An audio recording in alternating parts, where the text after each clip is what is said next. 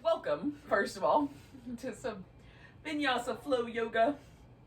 Now, we are going to do some flowy stuff, but we're going to start in a fish pose. I'm going to use a pillow, but you could also use a rolled up blanket. So you would take a blanket and just kind of roll it up. I roll it like an oval, so it's a little wider than tight, because it gets a little more pillow-like. Or you could use a yoga block under your shoulders and whatever you've got. If you have a second yoga block, you can use that to support your head, or a pillow, whatever you happen to have handy. If you use the block, because they're so firm, you want them right under the shoulder blades so you can feel your shoulder blades resting on the block. That's the right spot for it. Okay, so we're going to pick one of those options. I mean, a totally other option is to not do the fish at all and either just sit or lie down, whichever you prefer. Okay, so legs out straight is my preference. But if for whatever reason your low back is cranky, you can have your feet resting on the floor. That will work. So we've got the chest elevated. The arms are going to kind of drop back a little bit. Normally when you do the fish pose, you hold yourself up with your core on your elbows. So we're letting the pillow or the block or whatever we're using do all the work. We just get to relax. I find this a great way to sort of open up airways and get some movement in my ribs,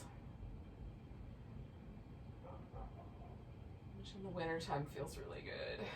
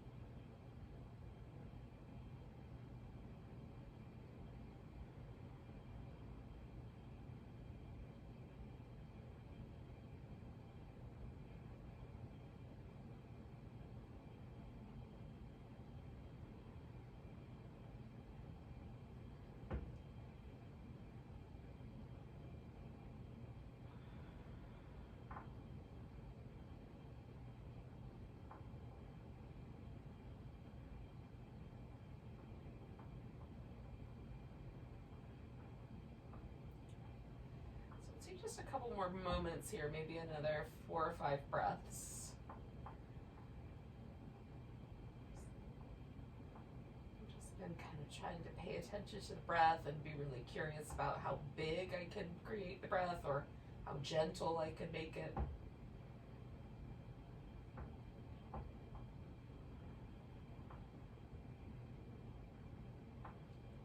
And how do those choices impact the rest of the pose? May inform the way we want to practice going on forward.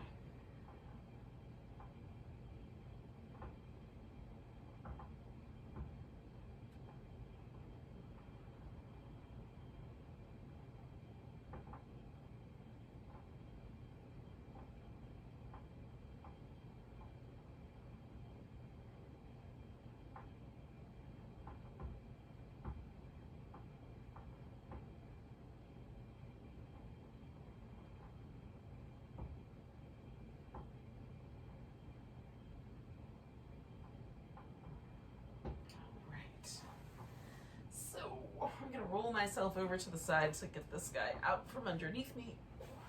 Set that off to the side. And then just for a moment, I'm going to come back onto my back.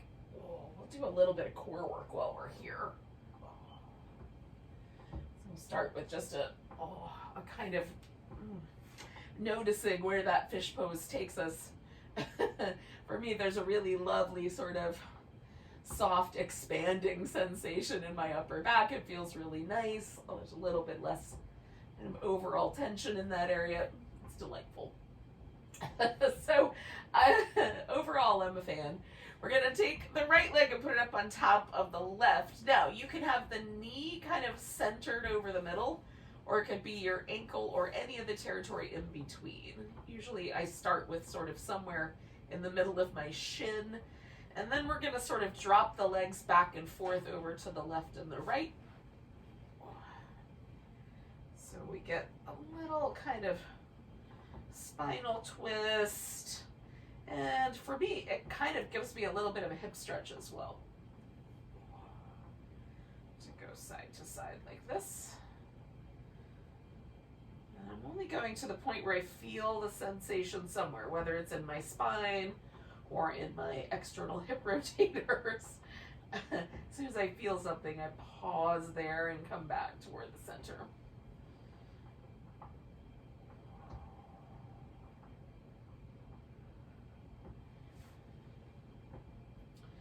Now you can settle into the middle and leave your foot resting on the floor, or pick up the legs. We're going to kind of curl up and then come back. So we're going to flex the spine essentially.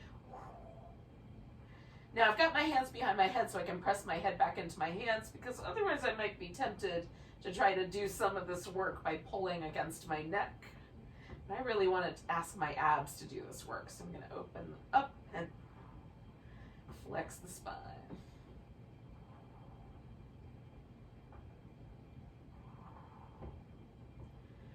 Two more of those.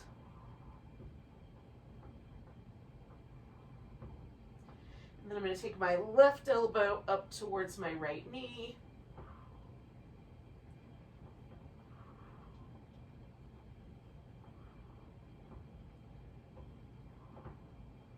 And two more of those.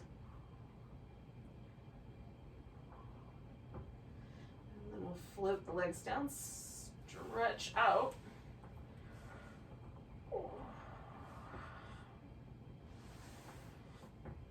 And come back to the center. I'm going to put the left leg up on top and start with the little twists, twisty, hip stretchy, back and forth.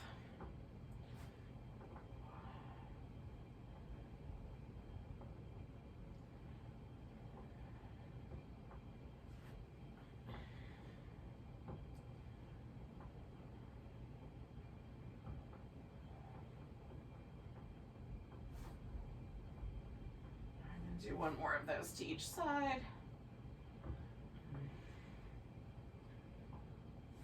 Coming back to the middle again, I can just flex the spine with my feet resting, or I can pick the legs up and it'll make the hips and my upper back sort of work together in flexing the spine, which is mostly done by the abdominal muscles, as it turns out. So we'll build a little strength there. Let's do two more of those. Again, I'm trying to press my head back into my hands and really make my abdominals do the work and not delegate it off to the, to the neck. All right, I'm going to take my right elbow up toward my left knee.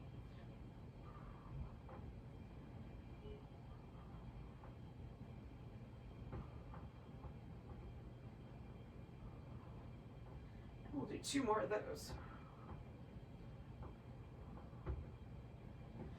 And then do a nice stretch.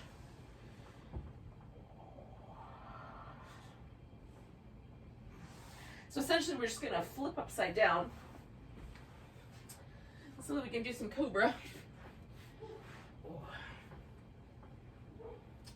Now, I'm going to start my Cobra with my hands up kind of close to my face. In fact, I'm sort of lining them up so my thumbs are about level with my jaw. This is not my favorite Cobra position, but it is an interesting one. We're going to slowly move the hands back an inch or so at a time until we get somewhere near the bottom of the rib cage. Now, if there's any tension or tension might be the wrong word, any pinchy kind of uncomfortable sensation in the wrist, you can come up onto the fingertips for any of these little positions that we're going to try out. Okay, so we're going to press the palms down so there's a nice kind of almost like a suction onto the floor, And then we're going to circle the shoulders to start. And go the opposite direction.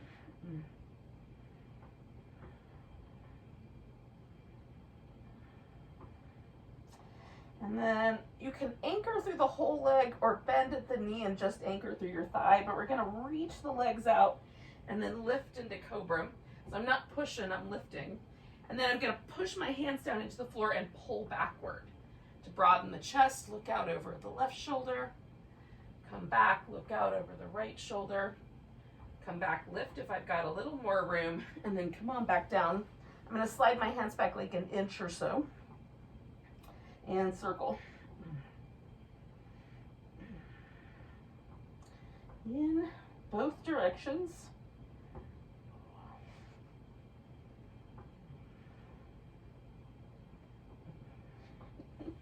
And then when you're ready, we'll lift into Cobra.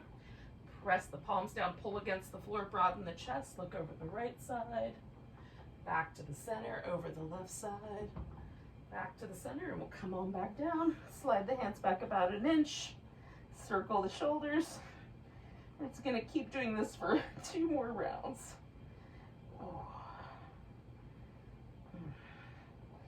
You can move the shoulders in other ways too. I'm just trying to get movement in my upper back. Anchor, lift into Cobra, press down and pull back. Left shoulder. Now we're getting into territory of Cobra that I'm a little more comfortable with. I like the angles here, but I'm still going to slide it back another inch. Circle the shoulders. In both directions.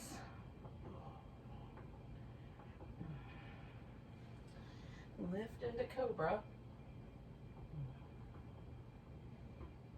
Look over both shoulders, unless that bothers your neck, and then you don't have to do that part too, but I'm going to do this one more time. Slide my hands back one more time. Circle my shoulders.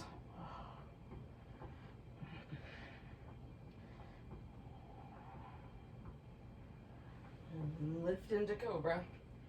Press the palms down, and this time I'm going to lift my legs as well. Got a little more of a locust, a little grasshopper pose. And we're going to come on back down.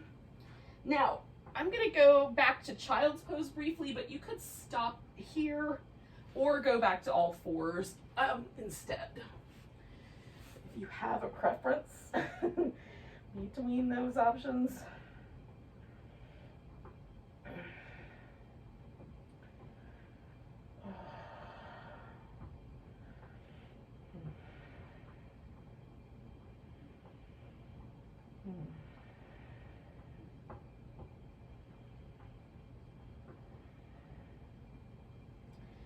Now, if you went to all fours, that's where we're going to stay or come to and hang out with. So if you're already there, you're there. We'll do some cat shapes. With the spine kind of tilting and tucking the pelvis and letting everything kind of ripple from there. Checking into whether there's any tension in my back that I want to work with. I'll do a little side to side movement to get into there. Just noticing the overall state of things.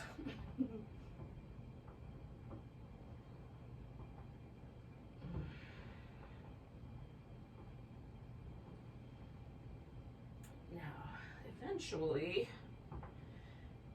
come to downward dog, so you can decide when you're ready. You want 2 more breaths of cat, do 2 more breaths. You're ready immediately, come into downward dog. If you're a fan of dog, you can stay a while, walk in place, do some liquefying of the dog. If you're not a fan of the downward dog, don't do that part. Just use it to get on your feet or take a couple breaths with it.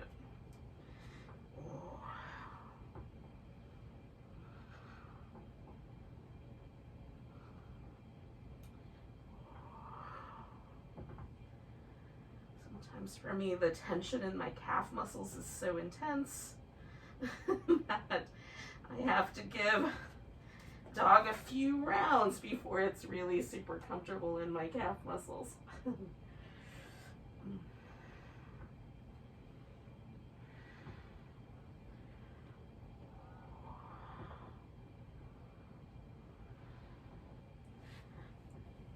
Now, at some point, we're all going to get on our feet. So, when you're ready for that, you can stand up. If you're not ready to do that, you can hang out a little longer. Once you're standing up, you've corrected for any wardrobe malfunctions that might have occurred. Then we'll find our way into our first mountain pose, at least of this practice. Now, mountain pose for me is sort of like downward dog, child's pose, mountain pose. They're kind of like chalkboard erasing poses. They're poses where we kind of clean the slate and start anew. And so I'm using this first one just to check in and see, are my, is my right side the same as my left? What am I doing with my weight? Is it easy for me to keep my weight evenly distributed between the balls of my feet and my heels, the right side and my left side? Or am I leaning in a direction? So, almost always for me, the first one, because again, I have tight calf muscles, they tend to kind of push me forward toward my toes. So finding my balance more evenly on my feet is interesting.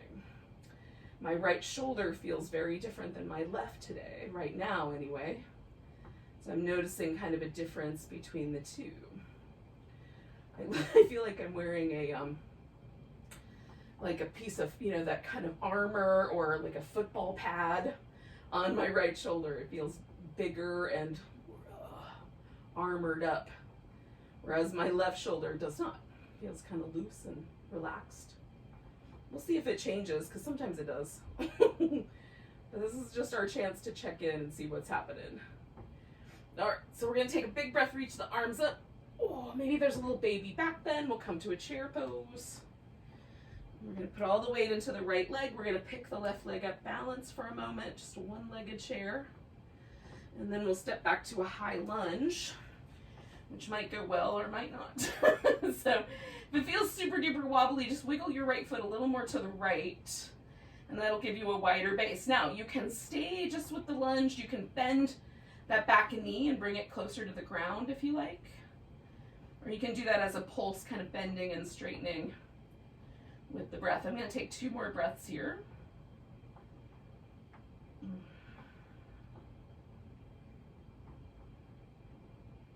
then I'm going to fold forward, put my hands on the floor, and step back to down dog. You can stay there or come forward into a plank, lower down, come to a cobra or an upward dog as you like, and then come back through to downward dog. Now that right leg is going to go up in the air. We're going to pause right there if we can, circle that ankle in both directions. And then we'll step the foot forward, pause there. I'm going to shift all my weight into this right leg and then pick up my left leg, see how high I can lift it. So I'm giving myself a little extra hamstring stretch right there. As my body says is okay. Bring the left leg down, come up halfway. And then we'll fold. Then come up all the way to standing. Oh. Come back to mountain pose. Take a breath, check in. My shoulder feels a little less armored. That's interesting. Inhale, reach up. Maybe a little baby back bend. Exhale, chair pose. Putting the weight in the left leg this time, picking the right leg up. See if I can hang out with a one-legged chair. And then I'm going to step back into my high lunge. And again, you can bend the back knee, hang out with that bend. You can bend and straighten or just hold the lunge wherever it seems appropriate.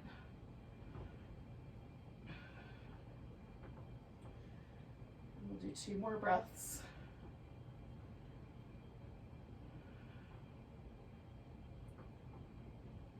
And I'm going to fold forward.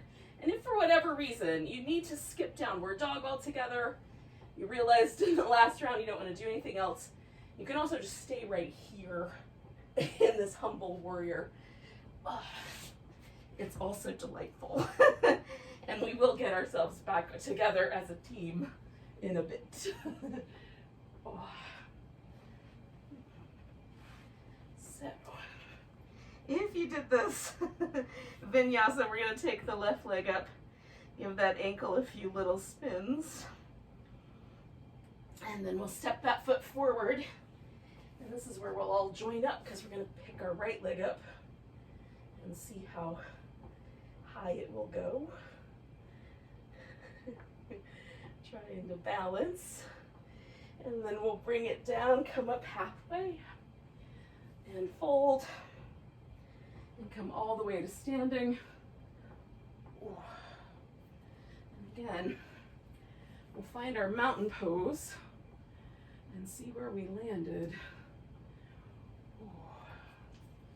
And usually for me, even a simple flow makes a difference. And there, a little bit of ease starts to creep into my posture, into my calf muscles, all the places. Nice big breath, the arms go up. Oh, I'm gonna grab my right wrist, give it a little stretch to the left. Oh, coming back to center, we're gonna take a tree pose. Now, if you want to grab your foot and pull it all the way up toward your groin, you can do that. Just be kind to your knee on either side. Oh, one more breath. And then we're going to pick up this leg and step back. Now, I'm going to take a warrior one, which takes my high lunge and brings the foot all the way to the ground. So there's naturally going to be a diagonal for the hip. So I can turn the ribs forward, letting the hip kind of do its thing, and that gives me a little bit of a twist. Or I can turn my ribs and match it to the hip for the humble warrior, okay? So we're gonna kind of fold ourselves into a humble warrior. I'm going for that diagonal. And sometimes once I get here, I change the feet, like I go a little wider. Now you can wrap your arms behind your back if you like. I'm gonna take a couple blocks and put my hands on the box and kind of let my torso drape that way. That I like that sometimes instead. Oh. Now I'm just pausing with this bent knee up front. If I lift myself up a little higher, it's a little different than if I let myself sort of hang here. So that's up to you. I'll do one more breath. It's intense for me either way. All right, now I'm gonna straighten out my front leg and turn everything forward as best I can, including my back foot. And then just halfway here, I can already feel my hamstring stretching. So I can go a little closer. I can put my forehead on my shin bone. Well, I'm not going to, but if I really tried, I might make it. But just wherever your body naturally wants you to stop. So there's a sensation here down the back of the leg, maybe the calf muscles also on the back leg, maybe all of it, hamstrings and all. We'll take one more big breath here. And then I'm gonna bend my knee. And again, you can just pause or you can add the vinyasa as you like. A vinyasa just means a sequence of poses that's done intelligently or for a reason. And the sun salutation is most certainly that. Now, taking the right leg up, I'm going to sort of hook that leg over my back like a little scorpion tail. And then I'm going to step it forward. And this time, I'm going to reach my right hand out. And as I pick my left leg up, I'm going to tilt the whole left hip up on top of my right hip for a half moon balance instead of a standing splits. One more breath there. And then I'm going to bring both feet down and come up halfway and fold and come all the way up to standing. Oh, give it a stretch and maybe a little jiggle out. And then I'm going to find that mountain pose. Oh. And see if I can feel the asymmetry of having done some stuff on one side I haven't done on the other yet. And we'll take a nice big breath. Oh, I'm gonna grab my left wrist, give a little stretch over to the right. Oh, coming back. Again, I'm gonna do a tree pose here. You're welcome to join me in a different way if you like. Oh. Sometimes I like loose branches. Sometimes I do this little mudra for releasing negative ideas. Mostly those are about me. Taking one more big breath. All right, I'm gonna pick up this leg and step myself back into a warrior one, or at least as close as I can get. Oh. And then I'm gonna take myself to that humble warrior again. I'm kind of letting myself angle on the diagonal here. And you may decide to do that more down the midline. And again, you can do a bound arm or a loose arm as you think is best for you and your shoulders. There's a kind of downward dog quality to having the arms sort of stretched out over the blocks like and I like that. It's less weighted because all the weight's in my legs, but it feels really nice in the shoulders. 2 more breaths here.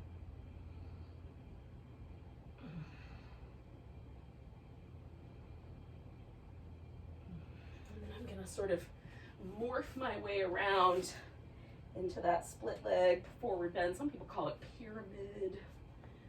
And the hips come around, the feet come around, so it's a little more sort of angled straight on. Of course, we're in living human bodies, I have to assume. And the tissue that we have may decide it likes different angles. So angle according to the sensation you receive. Because not everything is meant to be held a certain way based on your genetic joint situation. We're all a little bit unique. Okay, I'm going to take one more breath, and then I'm going to turn this into the sun salutation.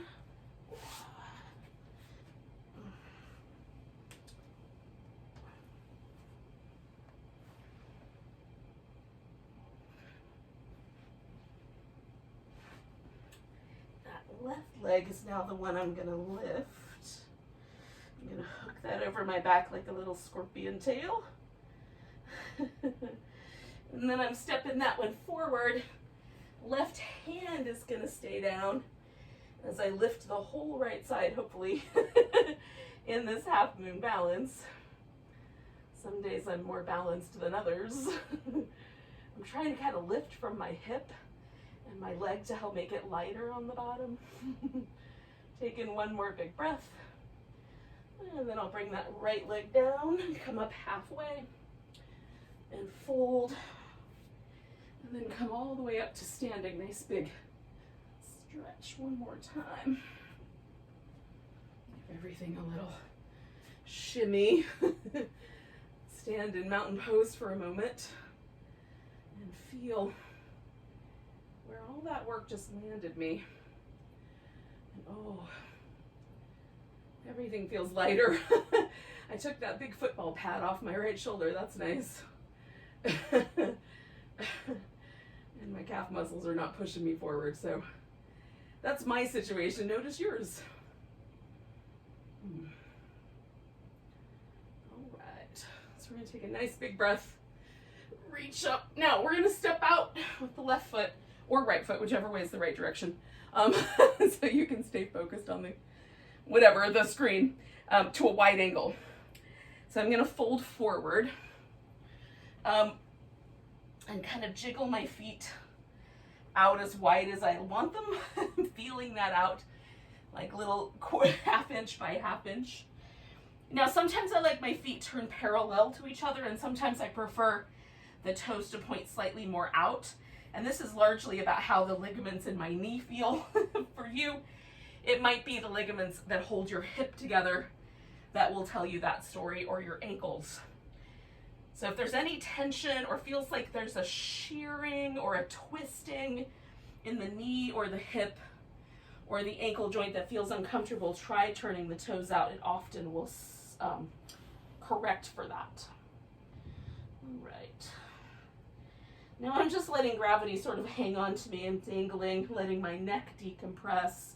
But if you want to, you could grab your big toes with your peace sign fingers, press your thumbs into the floor, and then draw the elbows out wider, kind of trying to widen out your upper back. I also like this one. In fact, I'm kind of liking it a lot, so I'm going to keep doing it. If your hamstrings are super duper grouchy, come up halfway and do a different, like a flatter back pose. Oh, and then we're going to release and swing the heels in. We might have to swing them in a couple times to come to a wide squat.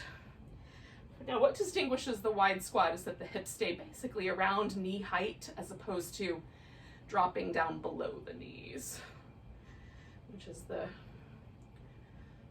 sometimes called garland pose or bead pose, malasana. Okay, now we're going to make our way down to a seated position. I'm going to do that through a downward dog, a child's pose, and then a seat. If you want to add one more sun salutation in here, this is an excellent spot for that. And then you could even jump through your legs if you're feeling spicy. So again, coming back to child's pose for me is kind of a nice, since I did that at the beginning, it was different doing it the second time, much more at ease. All right, so we're gonna do some variation on a pigeon pose. Now, you can do a full pigeon pose, which is like one leg is bent up front and the other leg is out straight behind you. So if you want to choose that option, you can. What I'm gonna do, and you'll do your right leg forward if you want to do that version to start with, because it'll make the most sense later. What I'm gonna do is this kind of double pigeon where I'm gonna stack my legs up on top of each other. And you can even do the cow face pose where you bring the knees to the middle. So my right leg's on the bottom.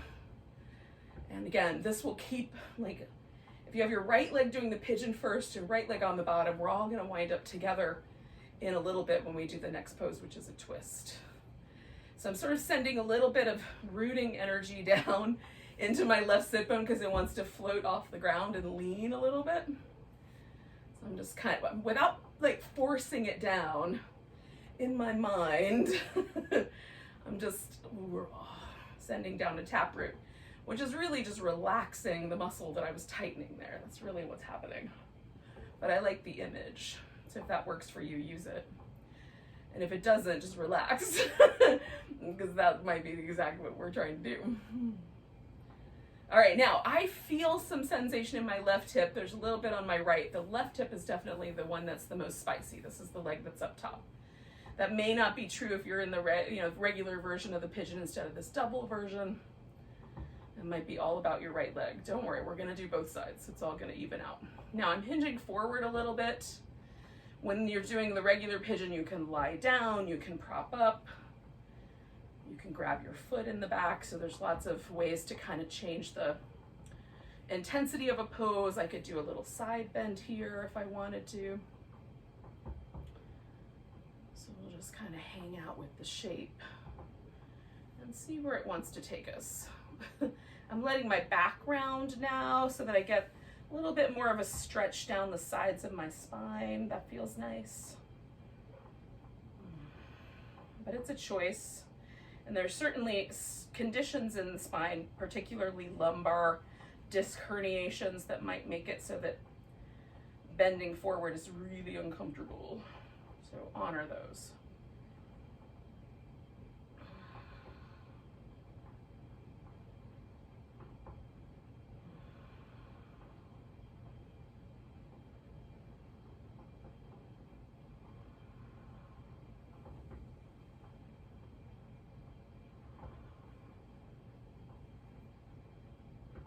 Okay, so I'm going to take a big breath and bring myself up. If you're in a regular pigeon, you're going to kind of lean to the right and you're going to bring your left leg around. So my left leg is going to go in this position where I've got the knee in the air and the foot on the ground, and you can also bring it around the outside of the thigh if your body is inclined to do that. Mine will try to tilt over sideways.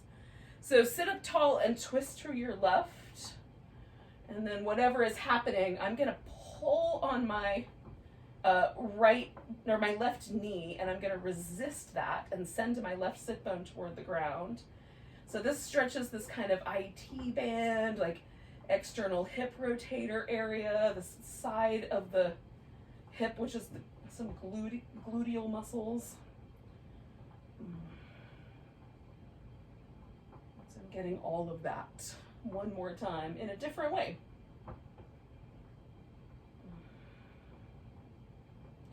And a delightful spinal twist, which does feel really nice. I love a twist. I'm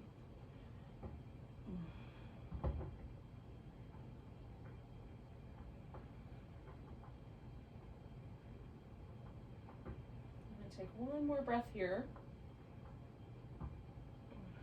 I'm going to unwind my pose and take both my legs and just give them a moment. Now, if you were doing the regular pigeon twist, you're going to wind up having to get into the pigeon on the other side. You can do that with a sun salutation or a downward dog, or you can just kind of pommel horse your way around.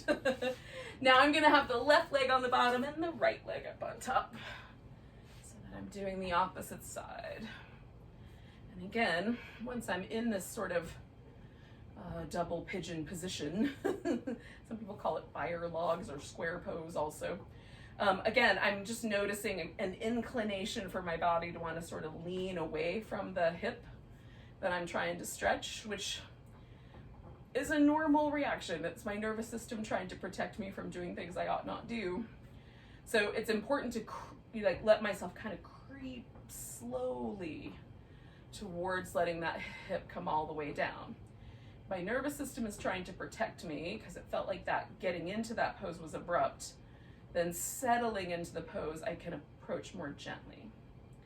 If you don't get that pushback from your nervous system, then you might behave differently. I'm gonna kind of slowly start to see if I can lean forward. I'm already feeling the tension start to roll down the outside of my thigh, so I'm gonna pause. I don't really want there to be a lot of stress on the side of my knee. The things that live on the sides of the knee are the cruciate ligaments that go kind of diagonally through the knee joint that help stabilize the knee when we're kind of in a wobbly circumstance or over uneven ground, or if you're skiing, for example. You'll need those. And then also on the inside edges of the knee are the meniscus, which is a kind of protective connective tissue cup that keeps the femur bone and the two lower leg bones, the tibia and the fibula, in a happy relationship with each other rather than a kind of bone-on-bone grinding. I want all of that to stay healthy and happy as best I can for as long as possible. I may eventually need a bionic knee, but if I don't have to get one tomorrow, that would be awesome. So I'm just going slow. We're going to take about 3 more breaths.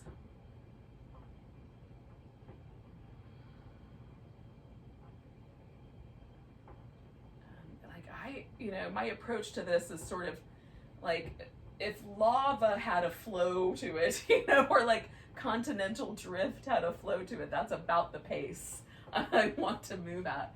If you're doing a regular pigeon, you're swinging your right leg around, that right leg's coming up front, and then we're going to add our twist when you're ready. And again, I'm going to kind of send myself a little closer to the ground. I'm going to pull a little bit with my hand and resist with my leg, and have kind of a regal situation happening in my upper back. So I'm broadening through the chest a little bit. And that makes the twist a little happier. At least for me. See if it works for you. I'm making all kinds of assumptions up here.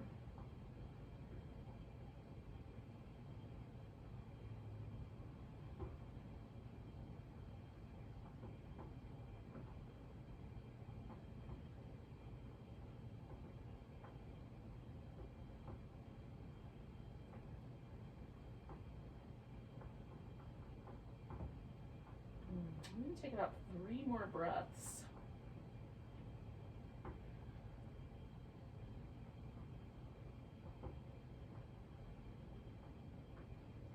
All right, I'm going to gently release my knee and come around.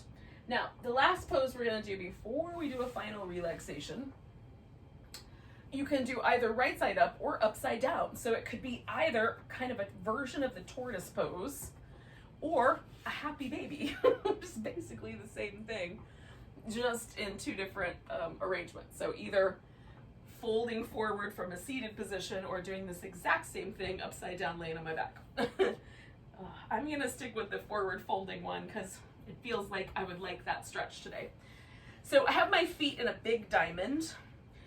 With the tortoise, normally you thread your arms underneath the legs so the legs kind of come up on the shoulder. I'm not going to do that. I'm going to keep this, some people call this the star pose to give it a different name so we're not getting confused about the body alignment. But in any case, I want my back to be round like a turtle shell, so it has that quality from the tortoise. But, not with the arms threaded under the legs, although that is delightful and there's good reason to do it if you care to.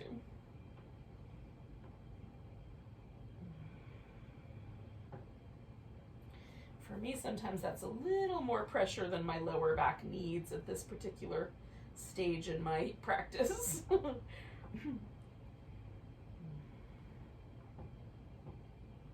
feel it out for yourself, like really notice the sensations in your back. So if I do like just a little slow wobble, I can feel that there's differences between the right side of my spine and the left, right?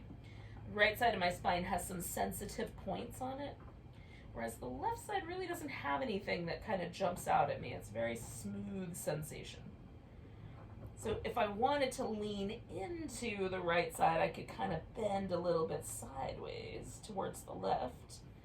But maybe I should honor that instead and not go anywhere. Just be kinder to myself. Some days one answer is right and some days the other one is. You have to decide for yourself. Intuition, that's what I try to let be my guide. And today it's saying a little bit of each, but be kind. So I'm going to do 2 more breaths. If you're in the happy baby, you just can hang out for a couple more breaths also, or let it go when you're ready.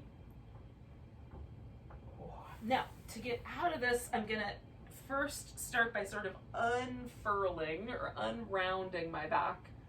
So I'm going to come back to neutral and then I'm going to unhinge at the hip. Now, when I lie down initially, this is going to feel really awkward. So I'm going to start with my feet on the ground. And I'm going to kind of roll myself down. Well, I'm already kind of in that rolled up shape. So that went fairly smoothly. And then I'm going to use these windshield wipers just to sort of release any like remaining low back roundedness, so my back sort of finds its way back to all of its neutral curve. Sometimes the discs and the muscle all want to hold a shape when I'm done with it. So letting that impression sort of soften out. Now I've put a pillow under my legs and I'm going to use this blanket over the top because it's chilly and wintry where I live right now. And so I either need really thick fluffy socks or a blanket or both these days for a relaxation. All right. So when you're ready, give yourself permission to relax completely, kind of surrender a little bit. This last pose is all about really kind of 2 things. One is settling back into the sort of parasympathetic nervous system state, which is that relaxation nervous system state. That's where we're aiming for.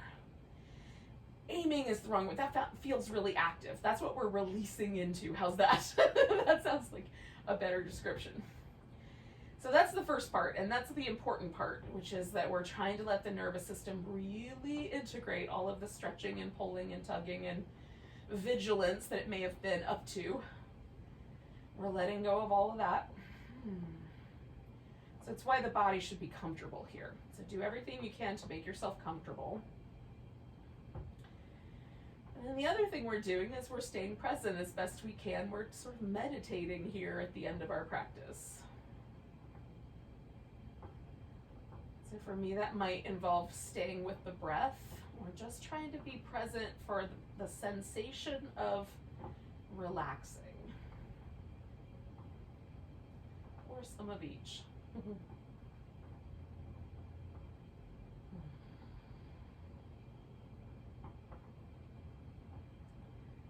I like the feeling of slowing down enough to just hover in the present moment. My mind loves to race forward and plan for the future or obsess over past things that it can do nothing about. So rather than do those things, I'm going to try to just be here now.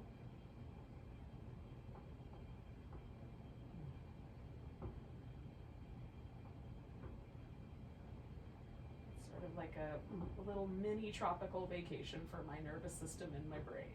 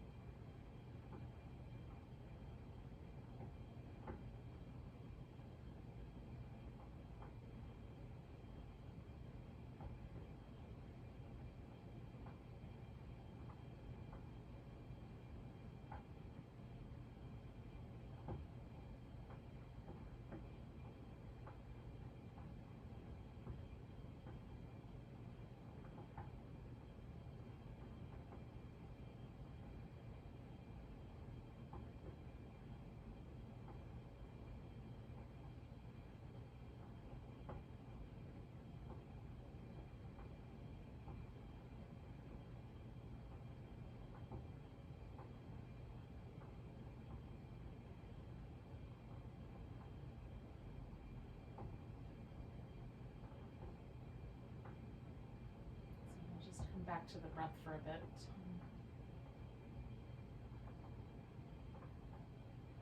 Maybe take a few deliberately deeper breaths so you can fill up all the way down to the tips of your fingers and toes with the sensation of the breath.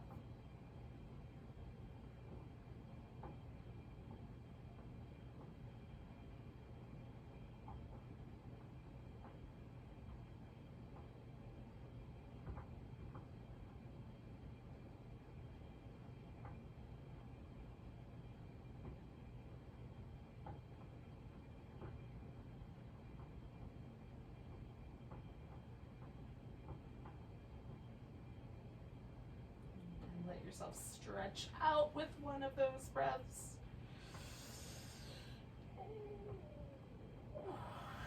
You can curl up in a ball or just roll onto your side, eventually coming to a seated position.